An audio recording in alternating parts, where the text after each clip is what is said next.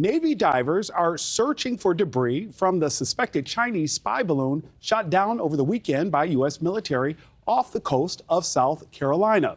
The balloon was first spotted over the continental USA a few days ago and caused widespread drama over its purpose and how it could further complicate U.S. and China's relationship moving forward. For more, we're joined by retired U.S. Major General William Enyart. Major General, one of the things people were concerned about, not only this balloon flying all over the place, but the slow action, some say, by the Biden administration. They waited several days to shoot down the surveillance balloon, which has raised questions on the timing and their response. And while Defense Secretary Lloyd Austin said it would have been too dangerous to do it over land, Republicans have criticized President Biden for not acting sooner. Do you agree or disagree with how the Biden administration handled this entire incident?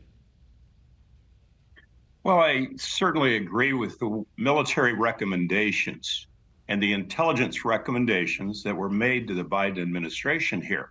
You know, frankly, the Chinese have been launching these spy balloons for decades. This is not new technology. They launched them because they're cheaper than satellites. And it's very doubtful if there's any gee whiz technology on board these things. You know, they wouldn't put gee whiz or the latest and greatest technology on there because they know these things can go down anywhere.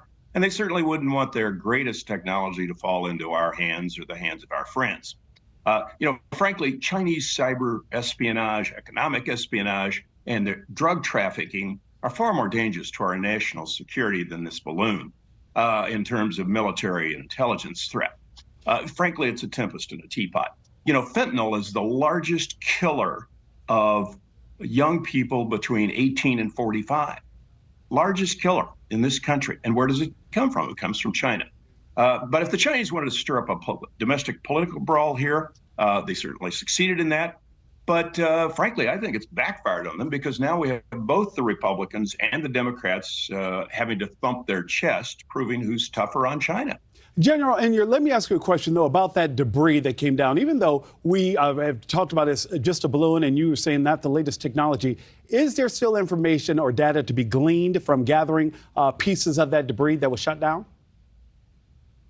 There may well be. You know, it's landed in water. We don't know what kind of damage has been done to that debris. But frankly, that points out the size of that debris field, and the fact that the Navy is having to search over a very wide area to find it proves that the military and the intelligence agencies were right in saying don't shoot it down over land. Had someone been killed, property damage, the Republicans would certainly be criticizing the Biden administration for acting rashly. So it doesn't really matter. You know, we're going to have in the current climate in Washington, D.C., we're going to have people saying that what the other side did was wrong, no matter how it was done. And we talked about how there's been chest thumping on both sides of the aisle. What kind of impact do you think this incident will have for U.S. and China relations moving forward?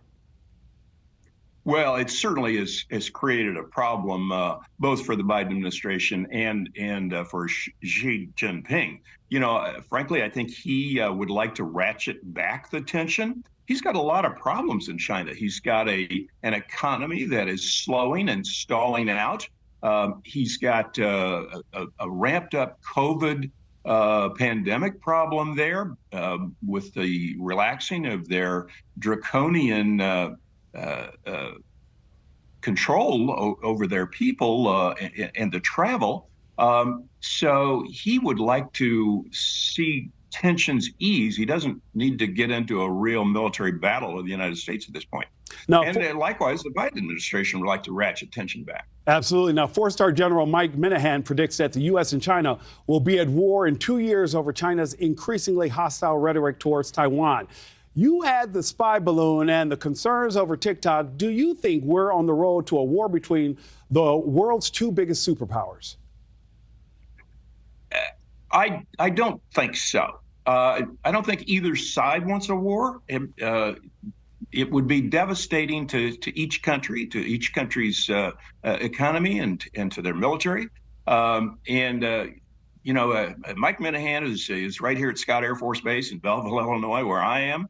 And he's been known to to be a bit dramatic in some of his pronouncements. So I think he's talking like Patton when he shouldn't be. Thanks for watching. Go to newsnationnow.com to find NewsNation in your cable lineup. And don't forget to click the red subscribe button below to get more of NewsNation's fact-based, unbiased coverage.